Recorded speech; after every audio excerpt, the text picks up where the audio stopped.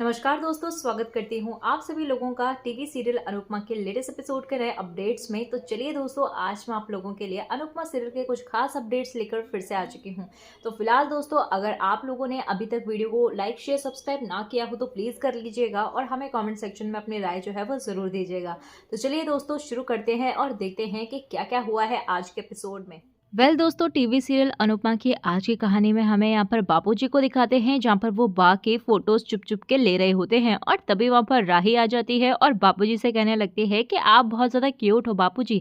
तभी वहाँ पर बापूजी भी जो है वो राही का चेहरा देखकर कहने लगते हैं कि लेकिन तू इतनी मुरझाई हुई क्यों है। और फिर यहाँ पर राही जो होती है वो बापूजी के गले मिल जाती है और कहने लगती है कि कुछ नहीं, बस आप जो है वो बहुत दिनों बाद आए हो ना, इसीलिए मुझे काफी ज्यादा अच्छा लग रहा है। और पता नहीं, बहुत टाइम से मुझे अपने पापा की कमी महसूस हो रही थी, लेकिन अब आप आ गए हो ना तो मैं बहुत ज्यादा खुश हूँ। तभी यहाँ पर बापूजी कहने लगते हैं कि कल को लेकर तुम अभी तक परेशान हो। तो राही कहने लगती है कि गिल्टी फील हो रहा है। तभी बापूजी कहने लगते हैं कि गिल्ट किस बात का, प्यार करने का। तो राही कहने लगती है कि माही से उसका प्यार छीनने का। तो बापूजी कहने लगते हैं कि नहीं बेटा, ऐसा मत बोल, तूने प्यार नहीं छीना है। और अगर तुझे इतना ही ज्यादा बुरा लग रहा है तो माही के जीवन में जो प्यार की कमी है ना, उसे दूर कर दे। तो तभी वहाँ पर अनुपमा भी आती है और कहने लगती है कि बिल्कुल ठीक कहा बापूजी आपने। और कहने लगती है कि प्यार के तो बहुत सारे रूप होते हैं और तू माही की जिंदगी में जो है ना वो दोस्त की कमी और बहन की कमी को अपने प्यार से पूरा कर सकती है, और जा उसको स्पेशल फील करा। तो राही तो यहाँ पर वहां चली जाती है और यहीं पर हम अनुपमा और बापूजी को देखते हैं, जहाँ पर बापूजी कहते हैं कि आसान तो नहीं है बट करना पड़ेगा। तो यहाँ पर अनुपमा भी कहने लगती है कि हाँ बापूजी, करना तो पड़ेगा, लेकिन डर लग रहा है कि कल जो हुआ ना उससे मेरी दोनों बेटियों के बीच में दीवार ना खड़ी हो जाए। तो तभी बापूजी अनुपमा को समझाते हैं और कहने लगते हैं कि चिंता मत कर, तू अपनी दोनों बेटियों को संभाल और मैं अपनी बेटी को संभालता हूँ। और तभी यहाँ पर ये दोनों के दोनों बैठकर चाय पी रहे होते हैं कि तभी यहाँ पर बापूजी कहने लगते हैं कि आगे क्या करना है ये तूने सोचा है। तो अनुपमा कहने लगती है कि अभी तो मैंने कुछ नहीं सोचा है, थोड़ा समय बीत जाएगा तो सोचेंगे। तभी वहाँ पर बा भी आ जाती है और कहने लगती है कि सोचना क्या है, और मैं तो कहती हूँ कि जल्द से जल्द जो है ना वो राही और प्रेम की शादी कर ये तमाशा खत्म कर, और कहीं ऐसा ना हो कि बाद में पता चले कि प्रेम को जो है वो किसी तीसरी के साथ प्रेम गीत गा रहा है। तो तभी वहाँ पर अनुपमा भी कहने लगती है कि बा आगे चलकर जो है वो कुछ गड़बड़ ना हो जाए, इसी वजह से जो है वो जल्दबाजी करना सही है। वहाँ पर बापूजी भी कहने लगते हैं कि जल्दबाजी करने में अगर गड़बड़ हो गई तो बा भी कहने लगती है कि देर करने में अगर गड़बड़ हो गई तो, और कहने लगती है कि ये राही और प्रेम जो है ना वो हमेशा एक दूसरे के साथ रहते हैं, और अगर कुछ गड़बड़ हो गई तो, कुछ ऊंच नीच हो गई तो, और मुझे लोगों को बोलने का मौका नहीं देना। और तभी यहाँ पर अनुपमा भी कहने लगती है कि बा आप अपनी जगह पर बिल्कुल सही हैं, लेकिन समय देना पड़ेगा क्योंकि हमें जो है वो हर कदम फूक फूक के चलना पड़ेगा। तभी यहाँ पर बा भी कहने लगती है कि मैं कुछ नहीं जानती और जल्द से जल्द इन दोनों की शादी करो और बात को खत्म करो। तभी यहाँ पर प्रेम की भी एंट्री होती है और वो कहते हुए नजर आता है कि मैं ये शादी नहीं कर सकता।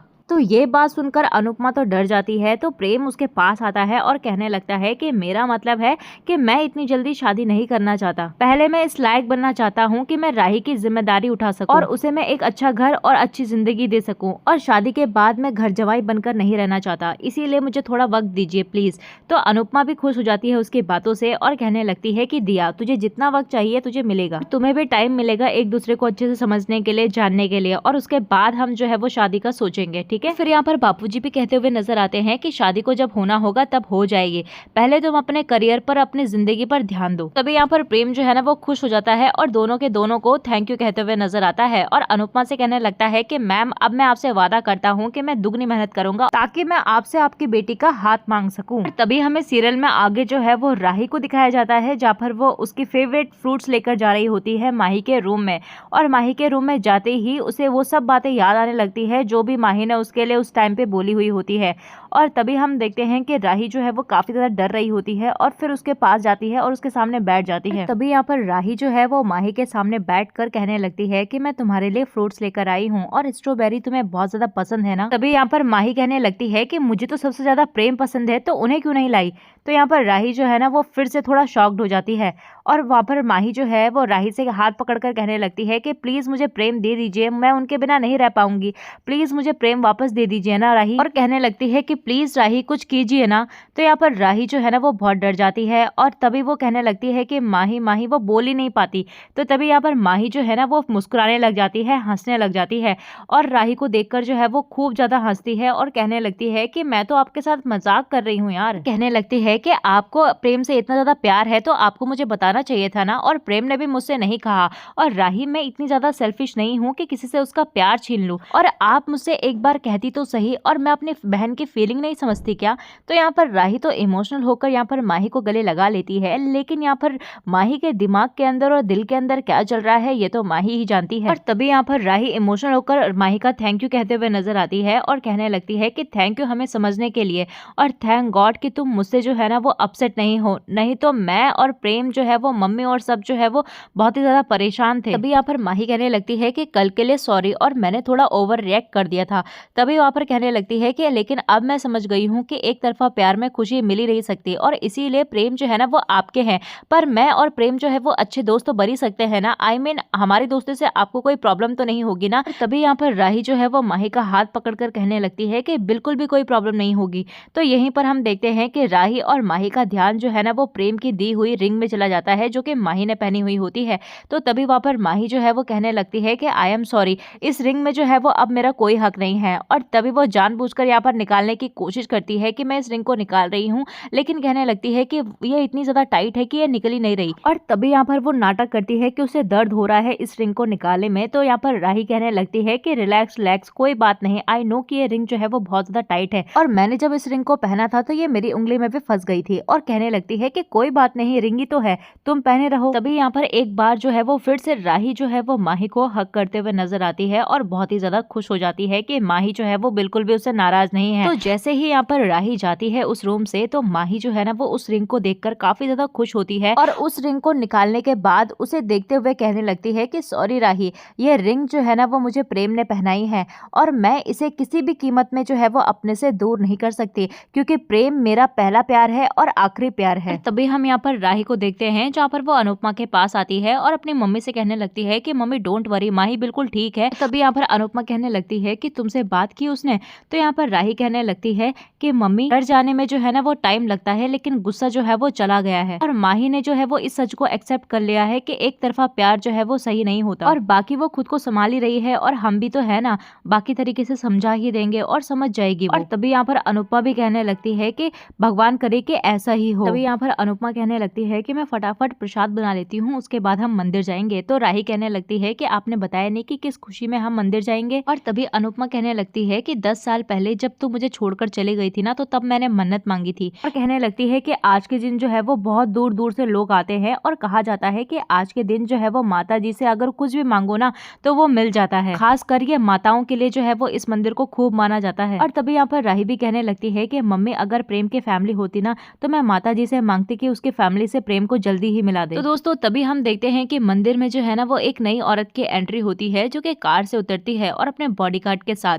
और वहीं हम देखते हैं कि जब वो जा रही होती है भगवान पे चुन्नी चढ़ाने के लिए, प्रसाद चढ़ाने के लिए, तो उसकी जो चुन्नी होती है ना वो उड़कर अनुपमा के ऊपर चली जाती है। और उस चुन्नी को देखकर अनुपमा समझ जाती है कि कोई माँ जो है वो अपने बेटे की मन्नत मांगने के लिए आई हुई है। तभी यहाँ पर राही कहने लगती है कि कैसे कैसे लोग होते हैं ना मम्मी, मंदिर में आके भी शो ऑफ करना नहीं छोड़ते। और तभी यहाँ पर अनुपमा जो है ना वो राही से कहने लगती है कि बिना किसी को जाने किसी को भी जज नहीं करते। कहने लगती है कि तू जाके वहाँ भंडारा देख, और मैं ये जाकर चुन्नी वापस करती हूँ, और एक माँ शायद अपने बच्चे के लिए चढ़ा रही है। और तभी वहाँ पर राही कहने लगती है कि आपको कैसे पता? तभी अनुपमा कहने लगती है कि अरे मैं माँ हूँ और माँ के दिल की बात समझती हूँ। और तभी हम सीरियल में देखते हैं कि अनुपमा जो है वो भाग भाग कर मंदिर के अंदर जाती है, लेकिन वो जो बॉडीगार्ड होते हैं, उनके सिक्योरिटी गार्ड होते हैं ना, वो उनको रोक लेते हैं और किसी को भी मंदिर में जाने नहीं देते, क्योंकि ये जो औरत होती है शायद ये वीआईपी होती है कोई बहुत ही बड़ी। और तभी वो लेडी जो होती है वो पंडित जी को थाल देते हुए नजर आती है और कहने लगती है कि पंडित जी, ये थाल जो है वो मेरे बिछड़े हुए बेटे के लिए है। तभी यहाँ पर अनुपमा सोचने लगती है कि बिना इस चुन्नी के उनकी पूजा जो है वो संपन्न कैसे होगी। तभी यहाँ पर अनुपमा जो है वो चिल्लाते हुए कहती है कि मैडम, ये चुन्नी के बिना जो है ना वो आपका चढ़ावा अधूरा है।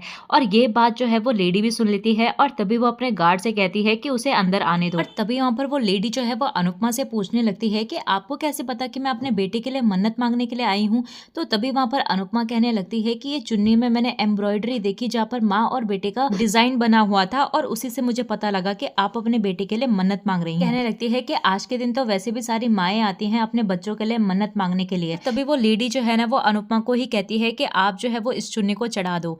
और तभी हम देखते हैं कि दोनों के दोनों मंदिर से बाहर निकलते हैं। तो तभी हम देखते हैं कि अनुपमा जो है ना वो उसके बेटे के बारे में उससे पूछती हुई नजर आती है। तभी वो लेडी कहते हुए नजर आती है कि मेरा बेटा जो है वो मुझसे दूर हो गया और सालों पहले वो रूठ कर जो है वो घर छोड़कर चला गया था। तभी ये बात सुनकर अनुपमा को भी राही की तरह वो स्टोरी याद आने लगती है कि जब वो भी अपनी बेटी को ढूंढने के लिए मन्नत मांगा करती थी और तभी वो राही से भी उस लेडी को मिलवाती है। तभी वो अपने बेटी के बारे में भी बताती है कि और कहने लगती है कि जैसे मेरी बेटी मुझे मिल गई ना, वैसे ही आपका बेटा भी आपको बहुत जल्द मिल जाएगा। तो वो लेडी कहने लगती है कि सच? तो तभी अनुपमा भी कहने लगती है कि सच्ची में। और तभी वो लेडी कहने लगती है कि बहुत अच्छा लगा मुझे आपसे मिलकर। तो अनुपमा कहने लगती है कि मुझे भी। तभी हम देखते हैं कि उस औरत को जो है वो पंडित जी प्रसाद देते हुए नजर आते हैं, चुनरी देते हुए नजर आते हैं। तो वो लेडी वो चुनरी जो है ना वो राही को दे देती है और तभी यहाँ पर अनुपमा जो है वो अपना भंडारे का प्रसाद भी उनको टेस्ट कराते हुए नजर आती है, उनको देते हुए नजर आती है। तो उस लेडी को, उस औरत को जो है वो प्रसाद बहुत ही ज्यादा टेस्टी लगता है और वो उसे खाने लग जाती है।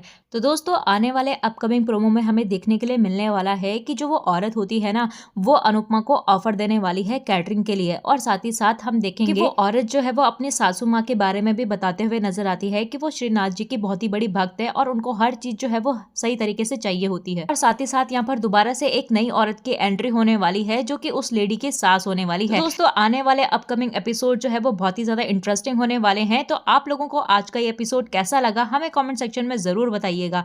तो चलिए दोस्तों मिलते हैं आपको नए एपिसोड में नए अपडेट्स के साथ। तब तक के लिए नमस्कार। वीडियो पसंद आई हो तो वीडियो को लाइक शेयर सब्सक्राइब करना बिल्कुल भी मत भूलिएगा।